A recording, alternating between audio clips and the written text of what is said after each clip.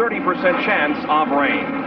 Well, back in 1974 at the Talladega 500, it was the last time that Charlie Glotzback raced on this speedway, but he's in today's field and will be starting in 11th position. Bob, not only did he race and enter, but he was one of the standouts of the field that year. As a matter of fact, he was one of the stronger super speedway racers in all of NASCAR back in those years. He set a track record here at Talladega that stood for a considerable length of time, and yesterday I asked him, why, Charlie, did you end up being the odd man out? There is on the outside there in that white number 49. He says, well, Larry, I'll tell you, I wanted to be out of racing. I just didn't like psychologically the way things were going on. But to give you an indication of how much respect he still has, Junior Johnson has been helping this crew out this week. All right, let's check the starting lineup for today's ARCA Permatex 500-kilometer race. It's 117 laps. Tracy Reed will start from pole position. Outside will be Grant Adcox. In row number 2, Bobby Coyle and Dave Fletcher. In row number 3, Dave Simcoe and Bob Schacht. Going in row number 4, Jerry Churchill and Kirk Bryant. Starting in row number 5 will be Don Marmer and Charlie Glotzback. In the 6th row, Patty Simcoe and Bob Keselowski. Going to row number 7, Red Farmer and Lee Raymond. In the 8th row will be Bob Dotter and Jerry Huffman. Bobby Waywack and Tom Ussery going from row number 9. In the 10th row, it's Rick Jeffrey and Mark Gibson. And in row number 11, Ralph Jones and Chuck Schrodel. In the 12th row, as the field comes off of corner number 4, it'll be Keith Seegers and Terry Pearson. In the 13th row, Gary Bettenhausen and Bobby Jacks. Row number 14, Bob Brevac and Gary Newfer. In the 15th row, the pace car pulling off, Randy Smith and Billy Simmons. In row number 16, Bobby Baker and Gary Brooks.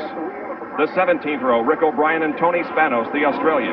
18th row, Frankie Gridler and Bill Flowers. The 19th row, Glenn Moon and Bill Scott. 20th row, Maurice Randall and Bill Venturini. Here comes the field. They cross the stripe. The green flag is out. And from outside of row number 1, it is Grant Adcox has taken the lead, and a car is smoking badly already in the apron of turn 1. That's Jerry Churchill. As soon as he got on the throttle, he qualified at better than 200 miles an hour. As soon as he got on the throttle, he crossed the start-finish line. It erupted. Jerry Churchill is out of it, a veteran of ARCA. He was looking forward to one of his strongest races ever. The question is, the yellow flag is out, so we may have a race back to the flag here and then slow down because of the blown engine. The question that is raised in our minds, was there oil put down on the track because of the Churchill blown engine? Anyway, they race toward the stripe now, and the yellow flag is being displayed. Bob, there is a big stripe of oil in the bottom lane. I hope everybody sees it. The yellow has been out for over half a lap. Nobody seems to be slipping and sliding as they come to the tri-oval, but I can see the stripe. So the cars are slowed down now, under caution, so we didn't even run a complete lap under green before we went to our first caution period because of the blown engine on this car driven by Jerry Churchill. That's the Churchill Transport Chevrolet. He qualified at 201.231 miles an hour. There's Ralph Jones in the number 92 car. Now that is wrenched by or at least prepared somewhat by the Bill Elliott crew. Ralph started this race in 21st position. There he is in car number 92. He started in the back. Those of you that follow ARCA racing probably say, hey, wait a minute, whoa, doesn't he normally qualify up towards the front? Yes, he does, but he had problems the first day of qualifying. Now, this is Ralph Jones going to the inside, down the backstretch. This is a race back to the yellow, as near as we can tell, and look at all the machinery that Ralph Jones, there he goes underneath Bobby Jacks, the outside of Terry Pearson, 2 other longtime ARCA racers. Jones is still picking them off. There's Rick Jeffrey in the blue car as they go into turn number 3. And the veteran Ralph Jones making hay while the sun shines brightly here in Alabama. He was the second fastest second-day qualifier at 198.705. But boy, it's very obvious that he is going to be making a move toward the front. There he is, Ralph Jones. So the track crew is on the speedway right now because of some oil on the track dumped by Jerry Churchill, whose engine let go right at the drop of the green flag. We'll take a break and be back with more of the Permatex 500. Third caution period of the day, and this most recent one, which came out on lap number 18, was for an accident involving the number 17 car of Billy Simmons.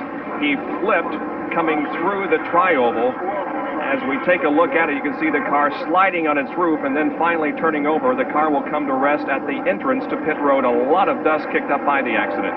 And we've had a very warm and very dry week here at Talladega, and you can see evidence of it, dust kicking up. Pace car darting into the pits. We're ready to go green with Grant Adcox back up front. Here we go. We are back to racing at Talladega. We are 23 laps into this 117-lap event, and we have run 17 of the 23 laps under caution. So not a whole lot of racing to report on at this point. Hopefully we can go now with some good competition on the racetrack. We will tell you that Charlie Glotzback, who is running in the top 5, has gone to his pit for a check of an oil leak. He's back out on the racetrack. Also, our pole sitter, number 28, Terry Reed, has made a pit stop as we watch the action on the backstretch. And Gary Bettenhausen, who had moved up very well, he pitted underneath this yellow, and Dave Simcoe in the top 5. And there is Gary Bettenhausen and Charlie Glotzback racing out there. Both have come onto the speedway from pit stops, and looks like that Gary is pulling away from Charlie, who may be having some trouble with that car. He really is, Bob. Either Gary's picked up a lot of speed or Charlie's lost a lot of speed, but Gary Bettenhausen has looked strong here. Once the field's strung out, Gary obviously biding his time, feeling very racy. He moved up quite well before the long yellow, made a pit stop, and now he's moving up to the field quickly. Gary Bettenhausen, of course, from Monrovia, Indiana, the IndyCar driver who occasionally competes in ARCA races, as he is this afternoon here at Talladega. Now Glotzback beginning to close in on Gary as the cars swing off of that second corner and go down the backstretch. There's a look at Gary Bettenhausen from the famous racing family. Look at Charlie move to the outside as they go down the backstretch at speeds near 200 miles an hour. We're watching 24th and 25th place here. Lots of slower traffic in front of them. Slower traffic, not a lap down, but cars that don't appear to be running with quite the velocity, kind word, that Gary Bettenhausen in the red number 99, the family number 99, and that man, Charlie Glotzback, in the white number 49. Look at this. Now Charlie is dropped behind. You can see all those people directly in front of him. First up, the number 55 car, Keith Seegars. Moving into turn number 1, it's 3 abreast through there. Now we'll watch Bettenhausen again go to the high side as the cars move through corner number 2. Cannot make the pass. Yeah, he gets off the accelerator just a little bit and thinks better of it, but now probably will try to make the move as they go down the backstretch. Around Bobby Coyle, he was the 4th fastest qualifier, started this race in 3rd, first time ever on the super speedway. There goes Glotzback to the high side. Oh, it gets close, going in there. Frankie Girdler is also in that mix-up right there. Gary making the easy pass there on the low side of the racetrack, so he now has a little bit of open racetrack in front of him.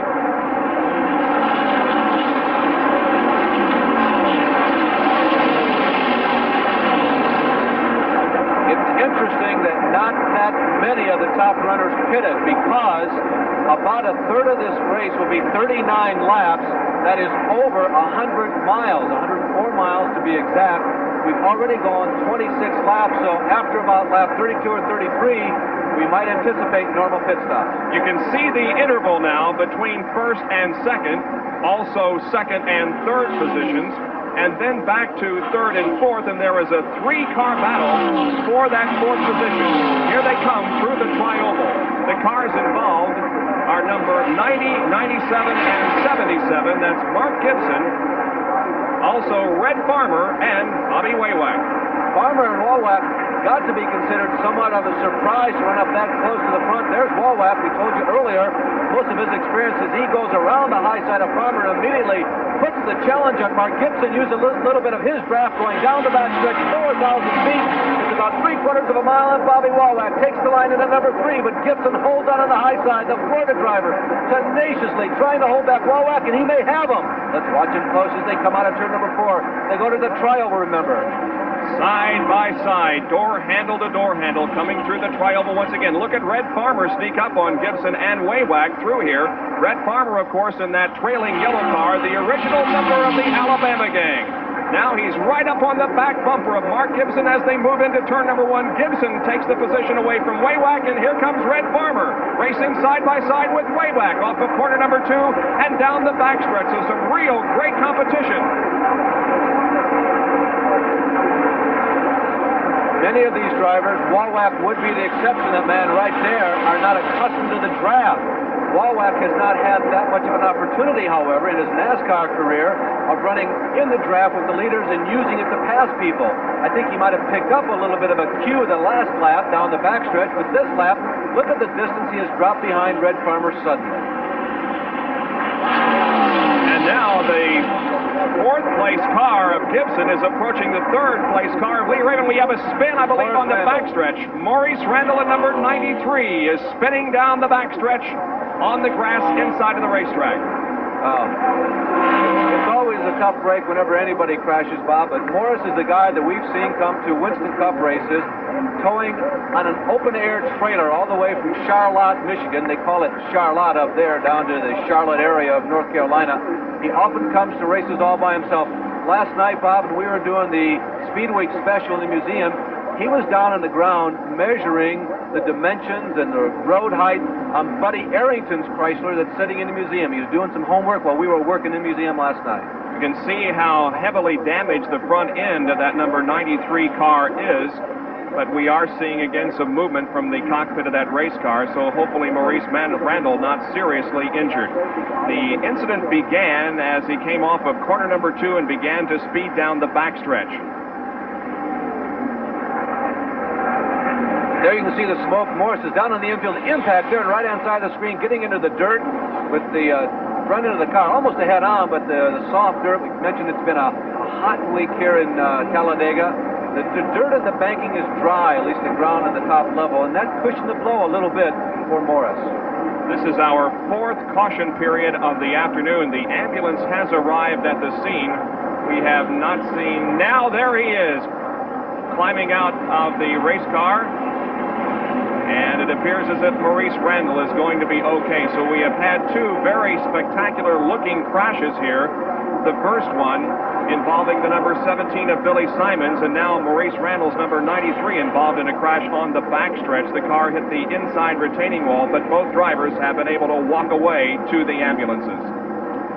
You know, Bob, it's unlikely that everybody can go the distance on 2 pit stops, but if we have a lot of yellow flags, maybe they can. Nobody seems to be interested in pitting right now. This is our fourth caution of the afternoon. The yellow flag is being displayed. We're at Talladega, Alabama for the ARCA Permatex 500.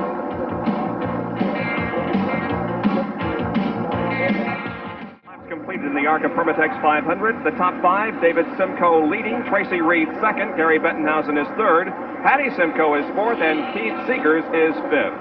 Now the Automobile Racing Club of America and ESPN present a Track Fact. And this Track Fact is brought to you by Quaker State Motor Oil. New Quaker State with QSX keeps your engine cleaner to last longer. The tires that are in use today at Talladega are among the toughest and hardest in all of automobile racing. There's a very simple reason for that. This speedway puts perhaps more pressure on a racing tire than any speedway in the world. It hasn't been repaved in almost 10 years, and as a result, its surface is very abrasive. To counteract that abrasive surface, Goodyear engineers have given the competitors a very thin tread, only about 1/8 of an inch. As a result, on virtually every yellow flag pit stop, you'll see the drivers come in and change all 4 tires on the car. This is one racetrack where, for sure, fresh tires are the fast way around. And we have seen some fast competition here in this race. They were setting a pace of about 199 miles an hour before we had the most recent caution period caused by an accident on the backstretch involving Maurice Randall. Now the pace car leads the field off of corner number 4, and the pace car pulls to the inside of the track, now the pit area, as we are about to go back to green. The leaders have pitted.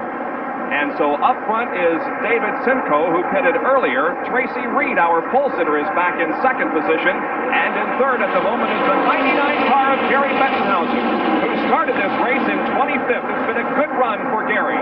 He is third, and it appears to be a rising third. That is Jerry Churchill down in the bottom in that red, yellow numeral 11. Remember, he lost several laps at the beginning of this race. He does not have a shot at it, but he's out there trying to pick up, well, at least another one of the laps that he has lost. It was a valve cover problem that put Jerry Churchill in the pit area, but he's back in competition now as David Simcoe flashes down the backstretch and into corner number 3. Dave Simcoe, who has driven for the family company for quite a number of years. The Mound Company up in Cleveland is Michigan is whom David and his sister Patty have driven for. David, a few years ago, frankly, was a little scary on the big racetracks. He had a couple of hair-raising rides, and for a while it didn't look as though perhaps it was in his best interest to keep running the big tracks, but he stuck with it, and he has really improved a lot in the last 2 or 3 seasons. And I have felt for about the last 12 months that Dave Simcoe was in line for a major win on the ARCA circuit sometime soon. And there is Jerry Churchill in the number 11. Once again, he is not on the lead lap because of a problem experienced at the very drop of the green flag. A huge puff of smoke came from the Churchill car, and he went to the pit area. Simcoe comes off of the 4th corner once again and into the tri-oval. Will complete 37 laps this time by. 117 will make up this 500-kilometer race that they're running here this afternoon. Now, as we mentioned, during the last caution flag, several of the top people pitted. Now, it will be interesting to see if this race goes mostly green for the rest of today.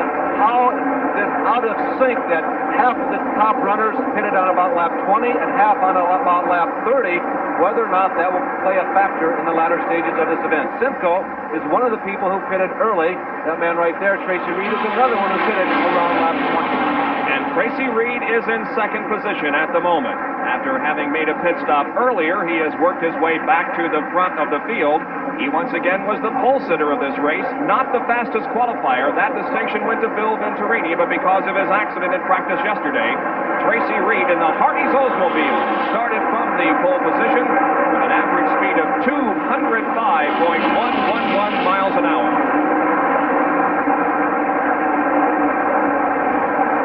Tracy Reed continuing to motor smoothly. His first effort on a super speedway driving Cale Yarborough's backup car. This was actually the car that Cale planned to run this weekend in the Winston Cup race, but it didn't feel just right to him.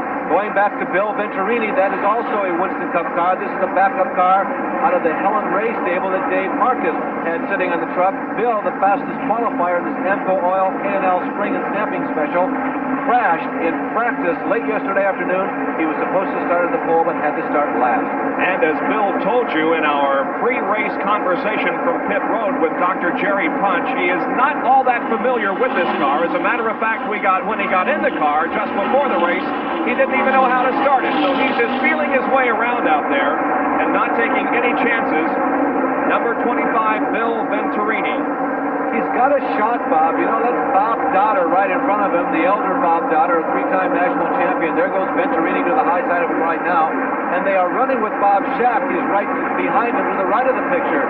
So that's an indication that Venturini has kept pace. There's Schacht, you see on the middle of the screen in that red car, has kept pace with the top runners of ARCA. Bill Venturini, best known perhaps in ARCA competition for the fact that he has an all-female pit crew, and he's the owner and operator of several Amoco service stations in the area. There's the number 67 car of Bobby Baker that is smoking and pulling to the apron of the racetrack. One of the oldest chassis in today's race, as you can see, wearing the Arrington colors. This is a man we had on ESPN earlier this year when he competed in and qualified for his first ever Winston Cup race at North Wilkesboro. And he, I hope, is going to make it to the pit area. And if he does, we will not have a caution period. The car is running very slowly now on the bottom of the racetrack. Meanwhile, we go back and check the progress of our leader. And he's opened up now quite an interval between himself and second place Terry Reed. The leader is David Simcoe. And here's some great competition back here as the choo-choo train has formed. Drafting is going on. Grant Adcox is in that white and orange car in 3rd in line as they come through. Jerry Churchill is leading that group. Remember, again, he's several laps down. The 55 car, Pete Seegers, is with the red nose there, right to the inside of Adcox. Adcox trying to make his way to the front. All these people have stayed on the same lap because of all the yellow flags and all of the pitting. Grant Adcox in car number 2, there on the high side of the racetrack, running alongside Jerry Churchill, is running in 6th position. That's Kirk Gibson in a black car on the high side. He's hidden right now. Remember, he ran in the top 3, a black and silver car. Charlie Glotzback is being heard from again. As the leaders, the fast drivers who made those late pit stops around lap 31, lap 32, there's Ralph Jones going to the high side of Churchill, are trying to make the way to the front.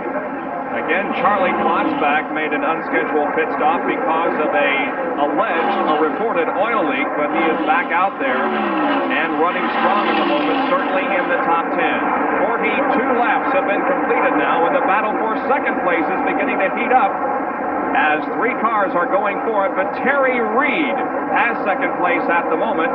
Gary Bettenhausen also right there. Remember that Bettenhausen started in the middle of the pack and bided his time in the early stages. He's in that bright red number 99. Talk about the difference in experience. The veteran Gary Bettenhausen, who has raced several times at Indianapolis, looked like he had the line going into turn number 4, but Tracy ran a more traditional stock car line. Gary Bettenhausen taking kind of an open wheel line in the number 3. I think, as Doe points out, that Mr. Reed has learned quickly. Remember, this is his first time on a super speedway, but he pulled off that move very, very nicely. And Tracy holding on now to that 3rd spot. There's Adcox up there. Boy, he shot out of a cannon. Suddenly, Grant Adcox is in among them. Adcox to the bottom side of the racetrack now, moving through corner number 2. It's a partly cloudy day here this afternoon, so we have sunshine and warm temperatures at times, but when the clouds cover the sun, the temperatures drop a little bit. Adcox running wheel to wheel with Gary Bettenhausen, and Charlie Klotzbach, and number 49 is also right there. And Klotzbach took the line that defeated him the last lap. There goes Bobby Wallach to the high side of Klotzbach, or to the high side of Adcox. Klotzbach now to the high side of Adcox. They're trading positions like stamps up front. Charlie Klotzbach, who at one time in Winston Cup competition was equal to what Dale Earnhardt is in 1987 competition at Winston Cup. But Charlie has fairly retired from at least the major stock car racing and concentrates on short tracks in the Indiana area. Let's go to Dick Berggren. And then with Andy Grigas, he's crew chief for Gary Bettenhausen. You guys qualified in 25th, but you're all the way up to 4th now. Where'd all the speed come from, Andy? Well, we didn't have her dialed in there for qualifying, but we've done quite a bit of work since then, and we got it dialed in pretty good. Is there more speed in this car than you're showing now? Can you run fast enough to lead? If we had a little bit more time, we would have got more speed out of it. What will you do on your next pit stop? Well, we'll just fuel it up, check the tires, and let them go. No tire change? No tire change? Unless he slows down. That's the story from the Bettenhausen pit. So 4 cars battling for position here.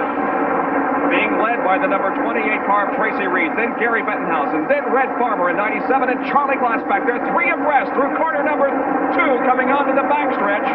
It is still Bettenhausen holding that 3rd position. Red Farmer is in the yellow car right behind, and Charlie Klotzbach in the white car right behind Red. To the interesting blend of people that qualified near the front of this race, and this battle is Red Farmers moving up on Gary B around the high side of turn number 4. This battle is emblematic of that interesting combination. The veteran Red Farmers, the veteran stock car racer from down here in the south. He's going to run the Talladega short track. That's dirt tonight. He runs the dirt track on favorite, and he likes running the big tracks also. That's the yellow number 97. Gary Bettenhausen, many-time starter at Indianapolis. Still likes to get into the sprint cars, the super modifieds. Charlie Klotzbach in that white number 49. He was once a building legend in Winston Cup, then Grand National Stock Car Racing, and now he's showing signs that maybe I'd like to come back. And Grant Adcox in that white-orange trim car. Remember, the man in 1986 was invincible in ARCA. Oh, he's making it 4 lanes down the backstretch. He was the man who was invincible in ARCA on the super speedways in 1986. Well, he took the really low road there at the end of the backstretch. Now he pulls alongside Gary Bettenhausen and challenges for that 5th, make it 4th position. And Charlie Klotzbach in the white number 49 beginning to show some muscle here in this race. It's been a great race as long as we can stay under green, when we have had 4 caution periods for a total of 22 laps. We're at lap number 47 now, and Charlie Klotzbach has moved into that 4th position. Bob, it's been a tremendous race. It truly has. These crews do not have nearly as much experience as their Winston Cup counterparts do in setting up cars to run at a place like Talladega. But the cars seemingly are running on several different lanes of the racetrack. Some people are trying low. That's where Bettenhausen is right now. We've seen people motoring strongly on the high side. They've been running on all sides, all lanes of the racetrack, and doing it solidly. 8th, 9th, and 10th here. Mark Gibson and Ralph Jones. Jones has certainly shown muscle at times during this race. He got a very poor starting position, 21st, but he has certainly been a factor in the competition, as now he races right alongside the number 90 black and silver car of Mark Gibson from Auburn, Georgia. And also involved in this, and Bobby Jacks moves up, and it looks like gives Ralph Jones a little bit of a nudge at the tail end of the car. He might have straightened him out, you know that, Bob, because Ralph was fighting it. Bobby came by and gave him a nudge, but it was very flat. It was a frontal area there, and it kind of straightened the car up in a way. And now Dave Fletcher beginning to move once again. The Clearwater, Florida driver in the orange number 01, and Bobby Jacks are door handle to door handle in turn 4. And Lee Raymond there, 5th in line, a bright orange number 1. The number is not given number 1 to the champion of ARCA, but it's emblematic of this man who has been a very strong reigning ARCA champion for the past couple of years. Lap number 49 completed. And now we have a battle for the lead developing as Red Farmer has come on to move in on their lead car, number 51 of Dave Simcoe. Let's see how Red handles the situation now at the end of the backstretch. Will he make a turn and move in turn number 3? He stays behind Dave Simcoe for the time being. They have to go to the high side to pass a slower car. Now Red looks between the two cars. Here they come off of the 4th turn and onto the tri-oval. Grant Adcock's right there also in 3rd position. So this is a great battle for the lead. Adcock's now moving alongside Red Farmer at the stripe. Grant Adcock's has 2nd position. Now will he take over the lead? Yes, he does. Adcock's moves to the front. Red Farmer is now looking for a way to get around. You can see Tracy Reed has moved up. Glotzback has moved up. There is 1, 2, 3, 4, and 5, and they are all on the same lap. This is a race speed contest. We have had 3 lead changes among 2 drivers at this point, but I think we're going to see more before this race is over. Look at the competition. Glotzback to the low side of the racetrack. It must be an optical illusion because you can't dirt track at Talladega, but he looks like he is, Bob. Well, that's what Charlie has been doing the last few seasons, driving these small dirt tracks in the southern Indiana area around Louisville, Kentucky.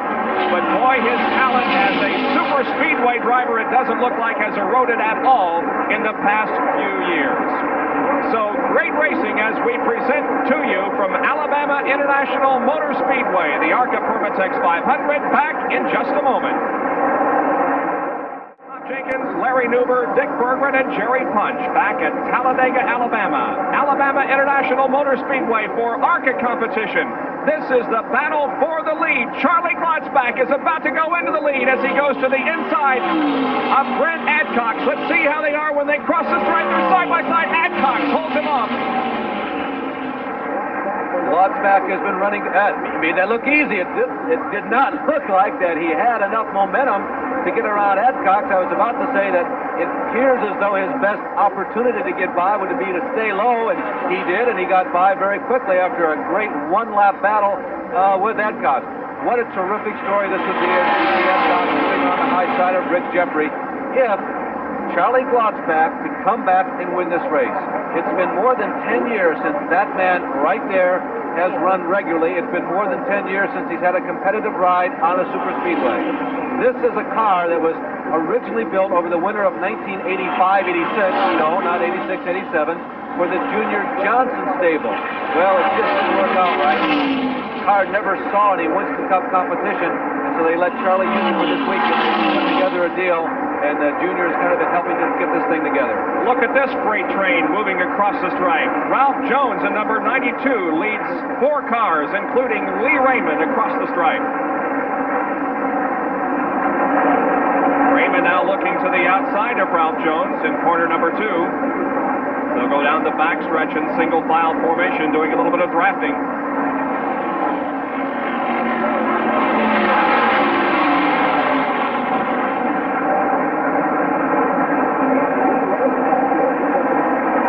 Now Raymond looking to the inside of Ralph Jones as the number 29 car of Bob Keselowski is also right there looking for a position.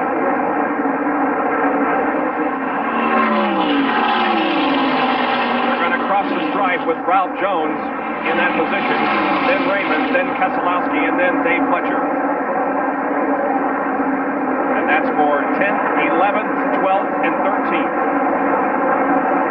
Ralph Jones, who has just one career ARCA win, despite all the poles that he's had, all the speed records. One time he held the absolute ARCA record for speed, a qualifying lap well in excess of 200 miles an hour. He seems to be competitive whenever he runs, and he really likes the super speedways, but he has only won one time in his career.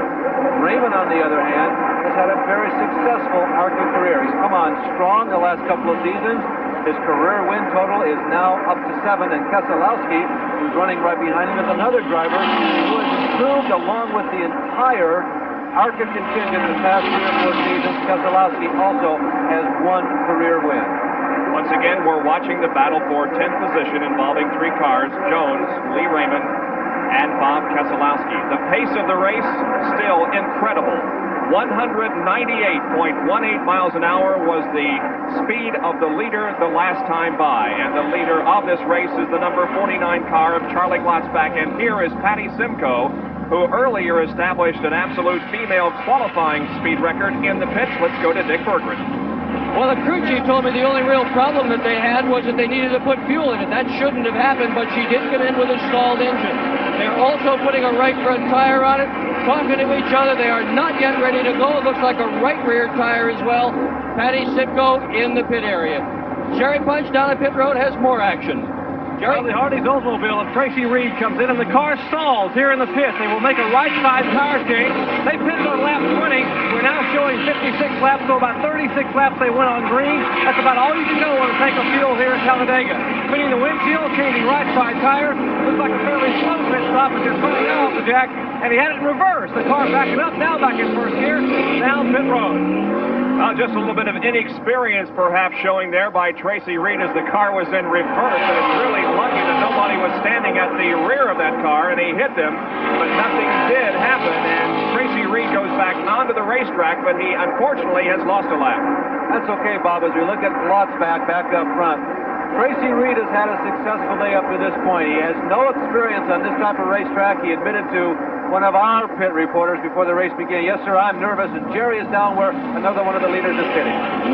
Dave Simcoe, the car number 51, the Moundsville Chevrolet, wasn't leader early on. Now, he came in on the very first caution flag, but not for a tire change, just to clean the oil off the windshield that was coming out of the Glotzback car. Now he did for his first tire change today. Right side tire, revving the engine, down off the jack, down and away. 27.5 seconds, pretty good pit stop. Simcoe blasts back out of pit road and onto the racetrack once again. While Simcoe is still in the race, we'll tell all you Kurt Bryant fans that he has dropped out after running in the top 10 early. Now, Simcoe and Reed have lost ground. They have lost one lap, but as long as this race continues under green for about 10 more laps, 10 or 12 more laps, they'll be okay. Remember, there is a 10-lap differential between some of the leaders. Some of them pitted for the first time on lap 20, some on lap 30. The crucial point now is that the people who have not pitted, if they have to pit under green, all things will be balanced. If they get the opportunity to come in under yellow, it will be an advantage for them. Charging Charlie Glotzback is back.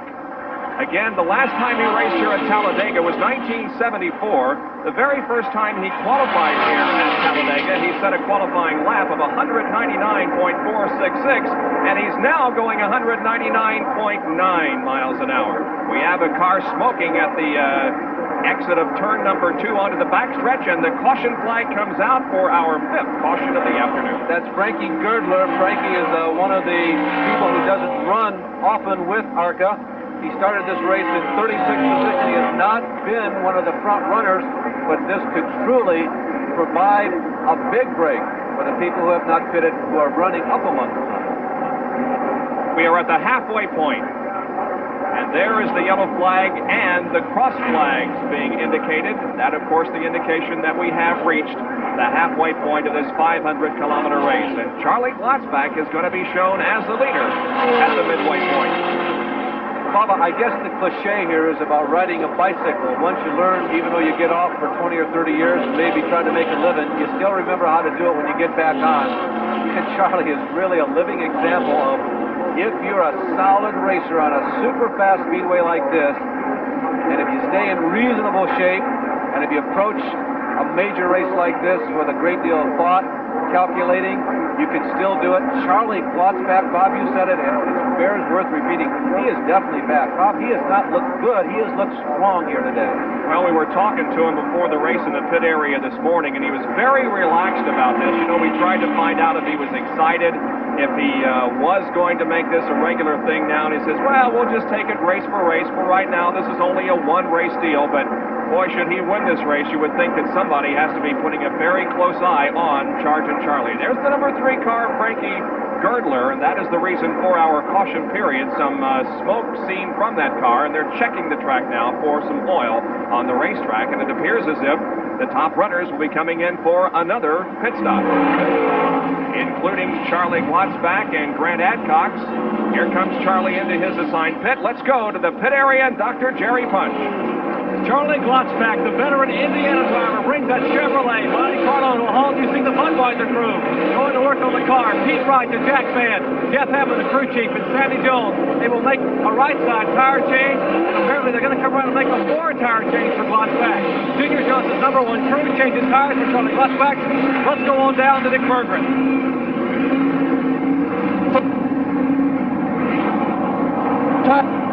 Now we're having some difficulty with Dick Berggren's mic. There is Red Farmer, who is coming down off the jacks, and he going back out onto the racetrack. So this caution period has forced almost everyone into the pits, at least everyone who was running up front. Charlie Glotzback is moving once again down pit road. It'll be interesting, Bob, to see when everybody gets back out, we go back to green, who the front runners are, the swift runners are. Sometimes, you know, it changes the complexion when you stop like this in the middle of an event.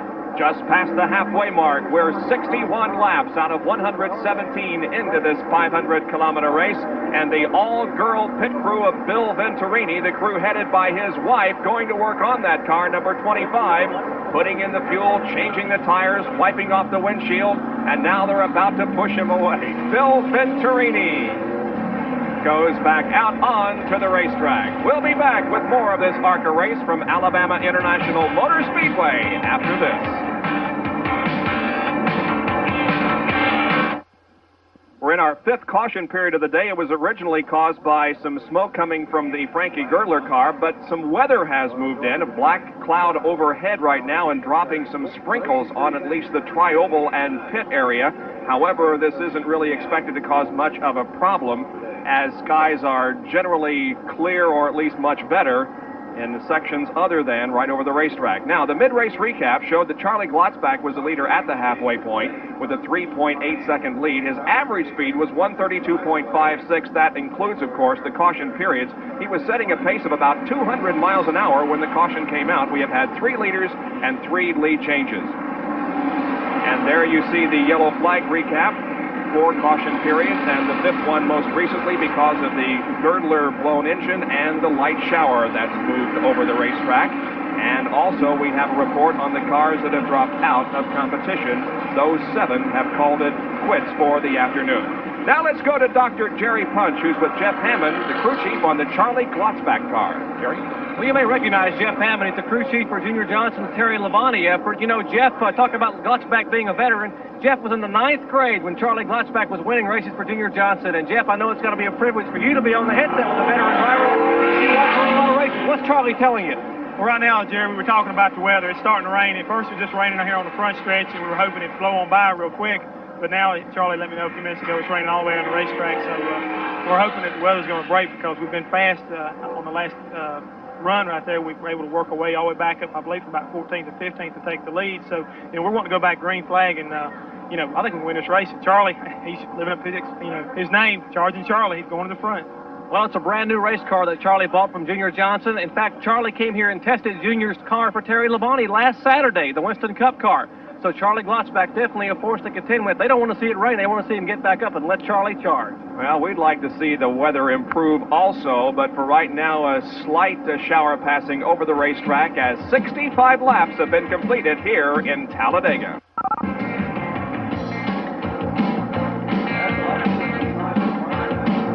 Turned into 10-foot downpour, but now skies have cleared. We did have a red flag that stopped this race for a total of 33 minutes and 54 seconds.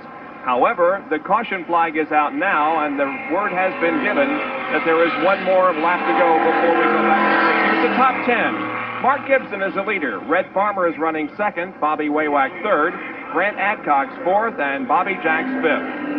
6 through 10, Dave Pletcher, Lee Raymond, Ralph Jones, Bill Venturini, and Bob Breback. Now on the track, running in 13th position, the number 49 car of Charlie Glotzback. He was in second position, but when they rolled the cars out for a restart, he then came into the pit area for some work at the rear end of the car. Here's Jerry Punch with an explanation of exactly what that crew did. Well, earlier when Charlie Glotzback was blowing some oil at the beginning of the race, they had an overflow problem with the oil tank in the rear of the car. They came in, made an unscheduled stop, tied some cloths around the tank, some tie wraps, but now those cloths have gotten oil soaked. There's still a small amount of oil oozing from that tank, so they came in, raised the rear deck of the car, took the old oily cloths off, put some fresh ones on, put a little bit of Speedy Dry in the trunk area to keep the oil soaked up. He is ready to go to the finish now. The pace car pulls off. You can see pit road just a little bit wet still, but the racetrack itself is dry. And it's time for high speeds as the green flag comes back out. And this 500-kilometer race here in Talladega is back underway with 74 laps completed. 117 will make up this race as the field charges through turns 1 and 2.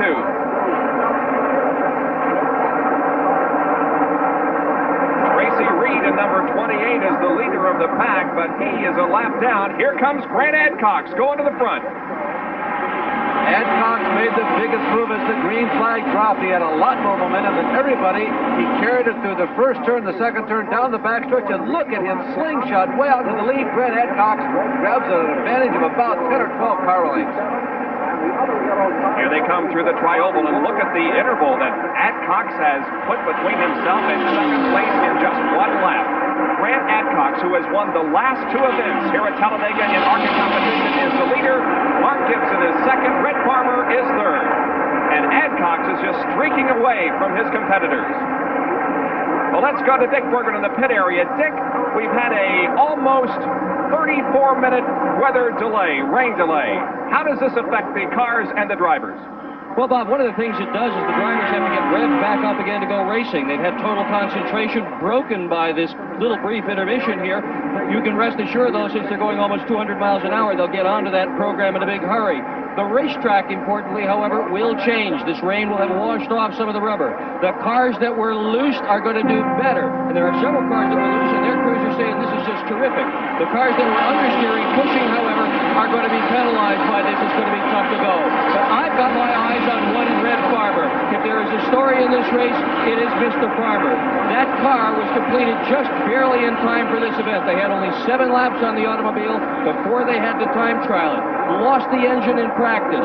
Yesterday afternoon, last night I should say, Bobby Allison returned from a local race. They said, Bobby, we're in trouble. Can you help build us an engine? At 2 o'clock in the morning, Bobby Allison built the engine that is in Red Farmer's car right now. They came to the racetrack here so late today, they didn't even have time to put the radios in it. Farmer is communicating with his crew by hand signals. They got to the line so late, realistically, if they'd been 60 seconds later, they wouldn't have even made it. And here's Red Farmer challenging for position right now. As a matter of fact, Dick, Red is on the move. He has moved all the way into second position. Now, again, that 28 car, driven by Tracy Reed, is a lap down.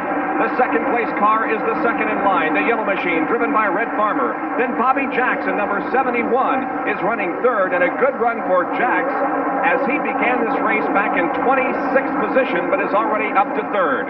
Fourth in line there is Wawak, the second yellow car. That's Dave Simcoe moving on the inside. The yellow car with white trim.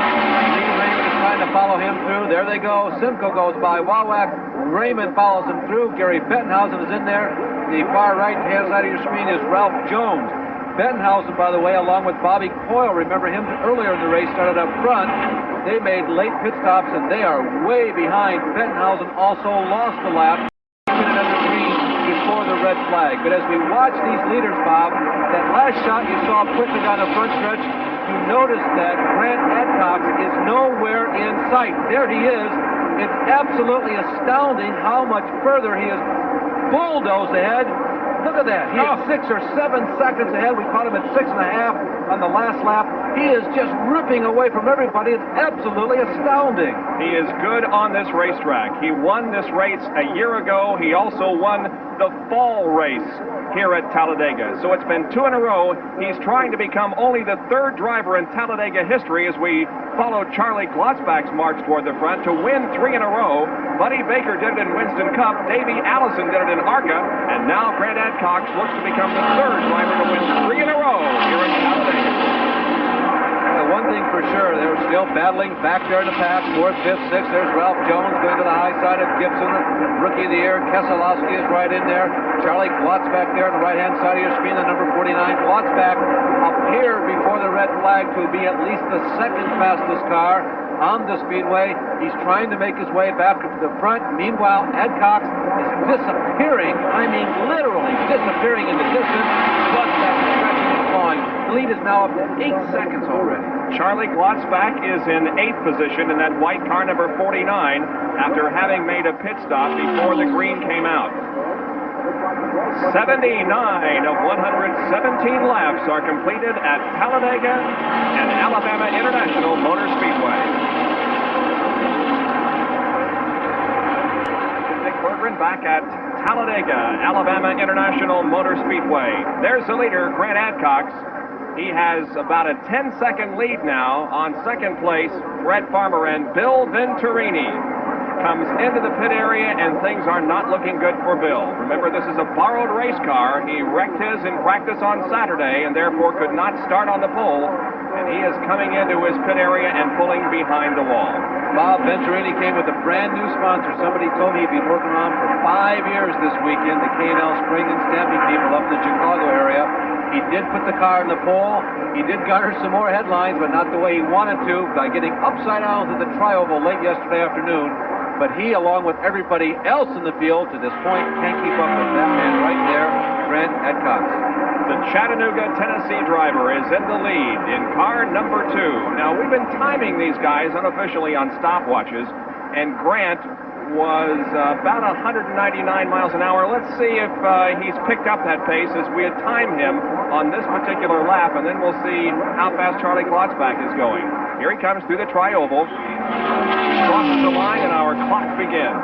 Bob Grant told me that if things are running well for him in the last half of the race, he would like to ideally be in the high 190s. 200 miles an hour is a little bit stronger pace than what he feels the car can withstand here for 500 kilometers or 300 miles at Talladega. So if he is up into the high 90s, 198, 199, that's an indication that not only is he burying everybody else, but he is completely in command. He's exactly where he wants to be. Remember, he won both of the ARCA races here a year ago, so he knows how to win and what pace to run here at the Big T.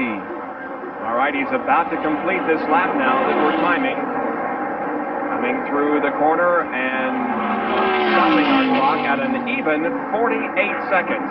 Now, in terms of miles an hour, that translates to, we'll let our computers go to work here and we'll see what it is. It's about 199.5 miles an hour, so he has definitely picked up the pace here in just the last few laps, trying to stay ahead of Charlie Glotzbach, who is living up to his name and charging toward the front. There's 2nd and 3rd now. Charlie Glotzbach in 49, and behind him the 97 of Brett Farmer running in 3rd position. Next time around, we'll get a clock on Charlie and see how he compares to Grant Adcox. Charlie just completed the toughest assignment of the day. He came out after a late pit stop and worked his way through the 13th through the 2nd place cars. They're all strong runners. And just for good measure, he had a couple of lap cars who have been running strong all day, like Dave Simcoe and Gary Bettenhausen thrown in there. And Charlie Glotzbach just picked his way through all of them. It was the toughest job that anybody had to complete on this day, but I will be very surprised if he is running faster than Adcox. I have the feeling he's probably about a mile an hour slower. See how it times out. Okay, now remember, Grant Adcox turned in a lap of 48 seconds, 199.5. We're timing Charlie Glotzbach, running in 2nd position. He's already halfway down the backstretch here at Talladega, entering the 33-degree banking of turn number 3. This time by, Charlie will not only stop our clock, but he'll complete lap number 89 as we near the closing laps of this 500-kilometer race. Here's Klotzbach now, moving through the corner, the tri-oval. And there it is. Well, it's just a tick of a watt slower than the time turned in by Grant Adcox. Grant had a 48 flat, and Charlie Klotzbach registers a 48.1, 199.48 compared to Grant's 199.5. Yeah, faster than I thought. You got to say it's the same pace. Adcox might be off of it by about, maybe a half a tenth, because he now knows by radio from the crew that he has a substantial lead. And I don't believe that Klotzbach is fast enough to catch Grant. Grant is about a quarter of a lap ahead, and a quarter of a lap on a 2 2/3 mile speedway is almost a mile. But we'll see how it works in terms of caution flags and pit stops here in the latter stages. Yellow flag coming out. Debris on the backstretch. The caution period comes out. Let's hope the drivers see it and nobody hits it. It's lying just about halfway down the backstretch, and it necessitates our 6th caution period of the day. 91 laps now, and this is going to bunch up the field, and Chargin' Charlie may take command here. We'll see. Bob, we're inside the window where if you pit now, you can go the rest of the way. I'll bet everybody chooses to come in. If they don't, I would indicate to them, I think it would be the wisest thing, because we are inside of 30 laps to go, which is the normal distance you can pit. Oh, a fire in the pit area. We see a fire as we look down in the pit area, some huge flames coming from, and we have an individual who appears to be maybe involved in Scott's car. A serious fire. We saw a pit crewman out on pit road, and Bill Scott's car has gone up into flames. And there you see a crew member who obviously has been... There's still flame underneath there. There's still fire on his clothing. This is not a very pleasant sight to see, as serious trouble has erupted in the pits. And we've got fire in the pit area, too, on the other side of the cement wall. And obviously there are gas tanks all over that area, so I would think that we are in a very serious situation as the extinguishers are coming out now, but there is just a tremendous amount of fire near that Bill Scott car. Similar to a situation that occurred at the Michigan International Speedway a few years ago during an Indianapolis car race, when fire erupted in the Herb Johnson pits, but they still have not gotten that under control. Look at Jeff Bodine is helping out. Jeff Bodine has grabbed a fire extinguisher. He's going after Bill Scott's car, and Jeff is jumping right in there. Well, he sure is, and I would think that Jeff is in a tremendous amount of danger there, because with the amount of fire that we saw down there, it can continue to spread. It looks like control now, though, Bob. It does look like they're under control. That car is still flaming up, but the flames in the pits on the other side of the cement wall, which is really the biggest threat, seem to have died down. The black smoke is no longer billowing. There are still some flames. Well, that is just a tremendous move on the part of Jeff Bodine, who saw a fellow race driver and fellow crew members in trouble, and without hesitation whatsoever, jumped right in and helped battle the flames that we saw from this Bill Scott car. There's Jeff now giving some directions to fire crews. And there is the pit member who was involved in some flames lying in the middle of the pit area, and the ambulance right there to put him in the ambulance and take him to a facility.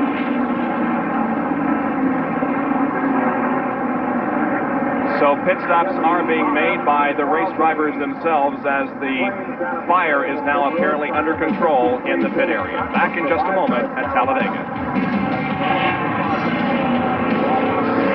Green next lap, but we have been cleaning up a very serious fire in the pit area for the last few laps. There is the charred remains of the Bill Scott pit area. Bill's car involved in the flame, and Jerry Punch talked with him. Bill Scott, a fiery problem here on pit road. What happened? I don't have any idea. We were making just a regular scheduled pit stop, and right when I started to go back out, the fire came up right beside my door. So I don't know whether it came from the front of the car or the back of the car. Now, we saw you bail out of the right side of the car and go across to the grass. One of your crewmen back there possibly got a little bit of a burn? Yeah, I don't know how bad. We've not been able to find out yet. Do we know who that is? No. Okay, Bill Scott, fortunately, he climbed out of the car, and he is okay. The safety crew's there immediately. The fire has been extinguished here in the Bill Scott pit. All right, and one of those helping battle the flames was Winston Cup competitor Jeff Bodine, who unhesitatingly jumped right in there with the fire extinguishers when he saw this major blaze in the pit area. We understand now that 4 crew members were involved in the fire as far as burns are concerned. 1 suffered only minimal burns. 3 others are being airlifted to a hospital in Birmingham. Lap number 99 about to be clicked off, and the green flag will come back out. We've got 18 laps of competition remaining. There's the green flag coming out, and Charlie Glotzbach is once again in the lead of this 500-kilometer race at Talladega. Boy, some close competition at the drop of the green flag. All the people who are chasing that man right there in the white Chevy, Charlie Glotzbach, were jockeying for position. It looked like a short track start as they dove into that 200-mile-an-hour first turn. There's Glotzbach. Keselowski is right behind him. He's a lap down. That Shaft in the red number 75, he's a lap down. In second place was Ralph Jones.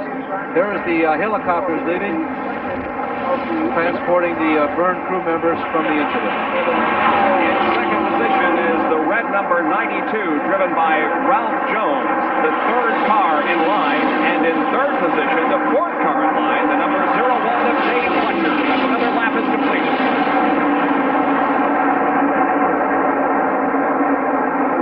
It seems as though Glotzbach's most stiff competition, there's Charlie again, should come from Grant Adcox. He pitted late. I do not understand. There's Adcox in 4th in line now. He's moving up quickly. I don't understand why everybody didn't come in immediately when that yellow flag came out inside of that 30-lap window, or more than 90 laps had gone past. Obviously, it was not that much of a penalty or delay for Adcox. He is now in second position and closing quickly on Charlie Glotzbach. And a spin. And 2 cars involved. Some hitting the wall. Other cars now become involved. Several hit the wall. Another fire breaks out. Tracy Reed was involved. I think that was Tracy's car that flamed up. The flyer seemed to snuff itself out. But there must be 8 or 10 cars down there. It happened right in the top 10. Tracy Reed, I can see Patty Simcoe's car was involved. Terry Pearson is in there. Rick Jeffrey. There are several. There's Patty's car and Jeffrey, the 2 we just mentioned. Movement in both of their cars. There's Rick O'Brien car, Mark Gibson, Steve Seagars. Gibson was the leader of this race. There's Tracy Reed's machine, the backup Cale Yarborough Hardy's car that has been seriously damaged. Bobby Jack's car also involved, the 71 car. There you see some drivers getting out. Bob, I'll tell you what, and there is Tracy Reed making some type of gesture to, maybe he thinks the car is still on fire.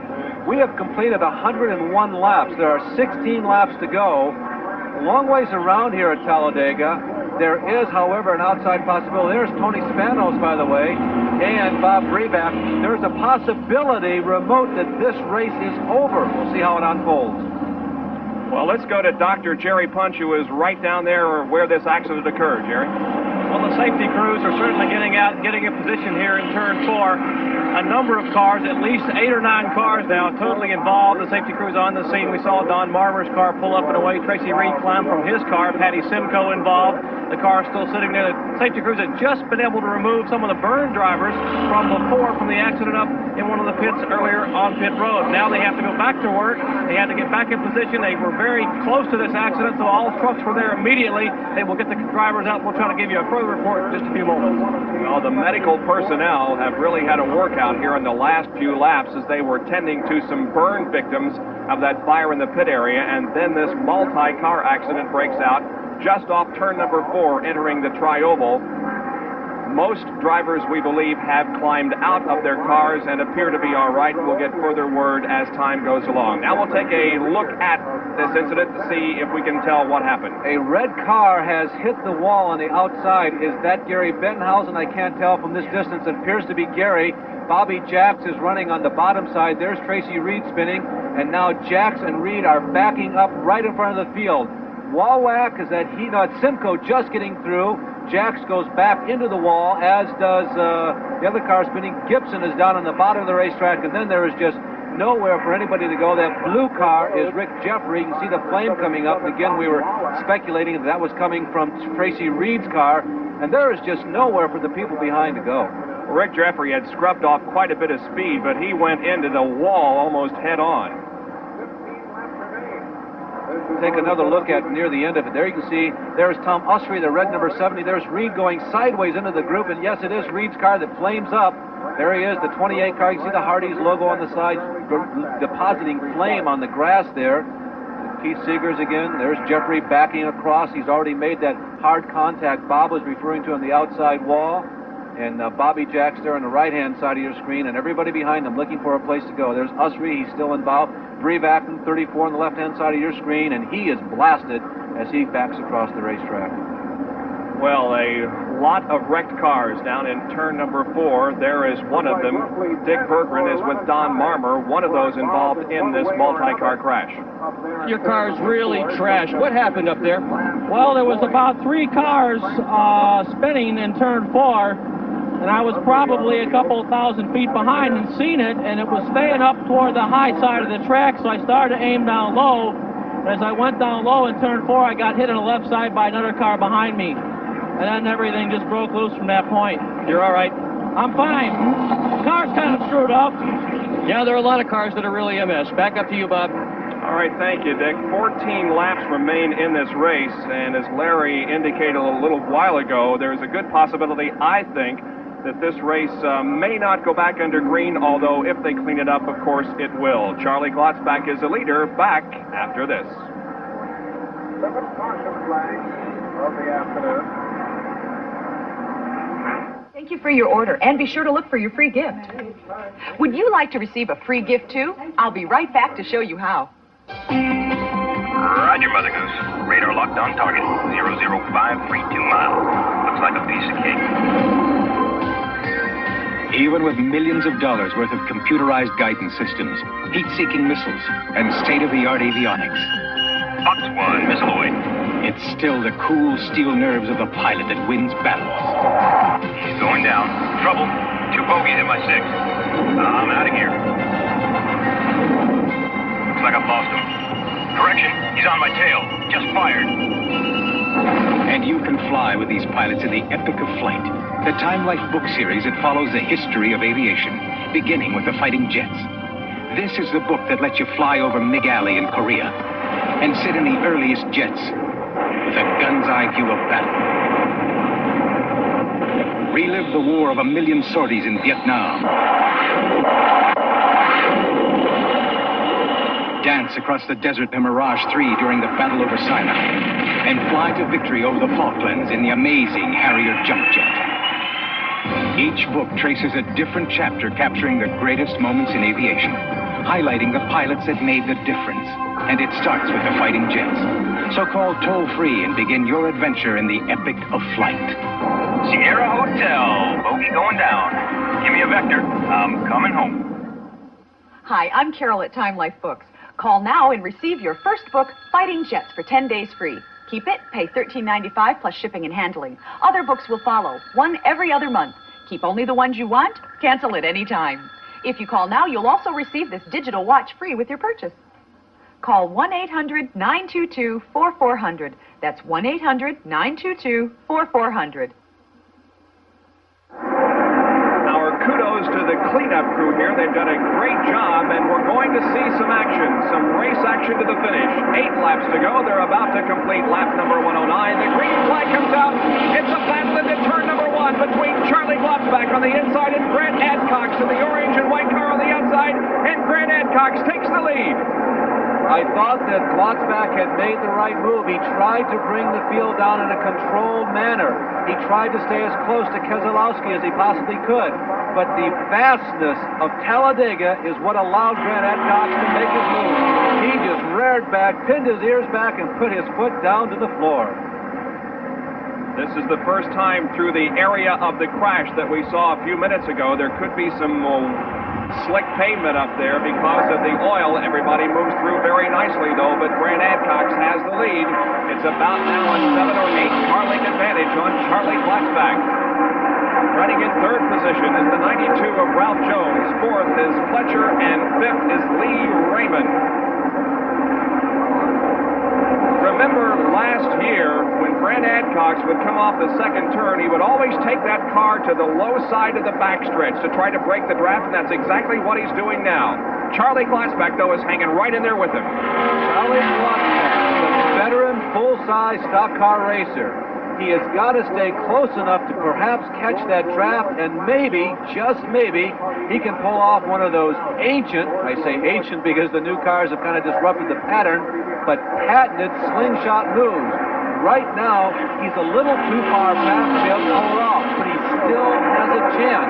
He's got to crank off a couple of perfect laps here to get inside of Grant Adcox's slipstream. What a tremendous pace Grant Adcox is setting. That last lap was over 203 miles an hour as he tries to hold off the challenge of charging Charlie Glassback.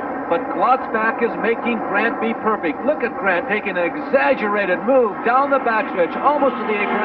That man, Charlie Glassback, the Southern Indianan, follows suit. And Grant is trying desperately to struggle, tugging away. It's like in a tug-of-war match. He's not been able to shake Charlie, but he's so far been able to keep enough distance away that Charlie can't get him in one of those last lap passes. This time will complete lap number 112. 5 more laps to go. Grant Adcox and Charlie Glassback are going for the win here at Talladega. We're going to take a commercial break and be back with the finish of this Permatex ARCA 500.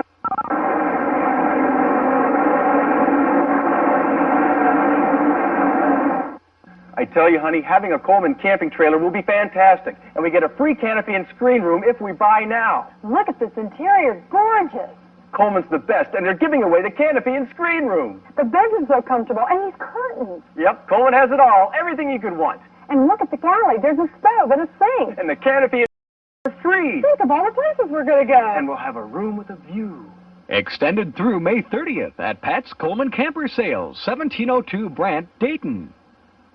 It's true, we have a lot of fun, but we save you a lot of money at Steve Tatone Used Cars Northwest. We save you money because we've got the car you're looking for in stock at a price you can afford. We have a lot of fun because of people like Todd Morgan. Todd, tell us about this Buick. We've got an 83 Buick Regal here, Steve. Beautiful car. Power windows, power door locks, air conditioning, $69.95. For best offer this week, stop out, see us this week at Steve Tatone Used Cars Northwest. Coming this fall to ESPN. The best of the NFL. From preseason contests to 8 Sunday night clashes and the season finale Pro Bowl, you'll see it all live on ESPN.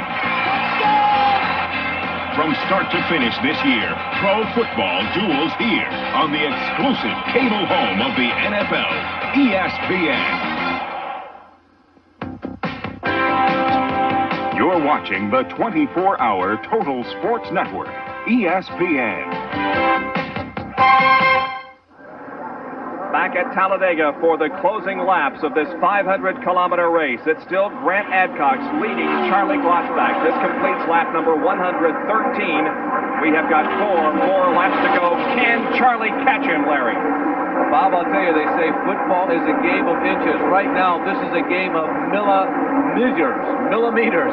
Glassback had a very good turn 1 and 2 the last lap while we were away in commercial, and he inched up a little bit on Adcox, but this lap, Grant seemed to get a little bit of an advantage on him going through 1 and 2. But the real struggle is just a matter of strength. It's like trying to lift 500 kilos if you've only lifted 450 in your life before, and Adcox right now is holding on to just barely enough of an advantage.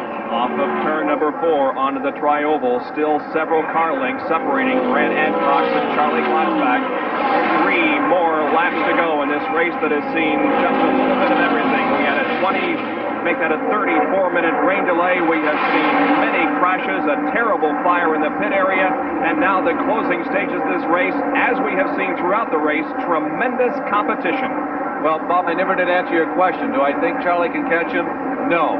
I got to say that Glassback has got to be the sentimental favorite here of most of the people who are watching. I think that Adcox just has has a little bit of an edge. And look at this battle for third.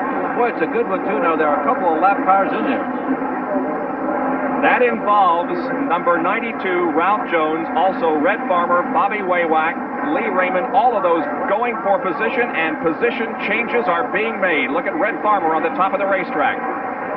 Boy, they are really mixing it up. Farmer lost some ground on the racetrack during the last set of pit stops, but he was able to come back up, but he has ascended to third position. Red Farmer is now third. Jones is fourth. He's been on the lead lap all day long. And Glotzback, as we were watching this, Bob, is dropping way back. The other car involved in this battle for position, Dave Fletcher, in number 01. He's the last car in the line there. Charlie Glotzback is dropping back in second position. I don't think it's going to be all that good a race for the lead, but this battle for third will shape up into a dance. As a matter of fact, when Glotzback went by the last time, I figured, oh, my ears must be playing tricks on me. The car did not sound at full song. He may have to really struggle to hold on to the run-up spot. Here's the white flag displayed by Harold Kinder, and there's one more lap to go around this 2.66-mile Talladega, Alabama International Motor Speedway. It's quite a sizable lead for Grant Adcox, and he is going to walk away with his third consecutive victory here at Talladega. Charlie is fading fast. It could be just a race to the line for second place because the rest of the people are moving up rapidly and they are fighting among themselves.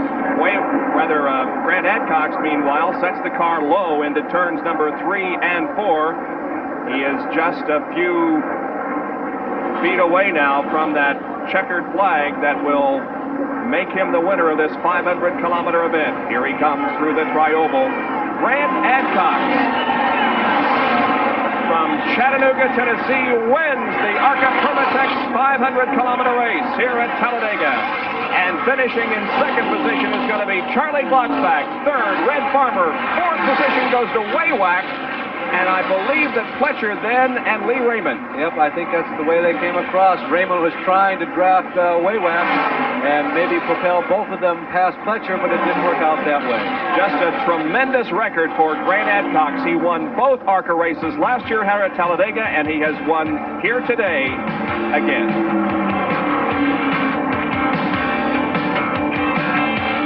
500 from Talladega has been brought to you by Quaker State Motor Oil. New Quaker State with QSX keeps your engine cleaner to last longer. Well, Grant Adcox has put his name in the record books with his third consecutive win here at Talladega. Here's Dick Berggren in Victory Lane. Well, Grant Adcox, you seem out of breath, but you sure have the patent on this place. I wish there was a patent. For a while, I thought there wasn't. You have done something only 2 drivers have done in history. You've won 3 in a row here.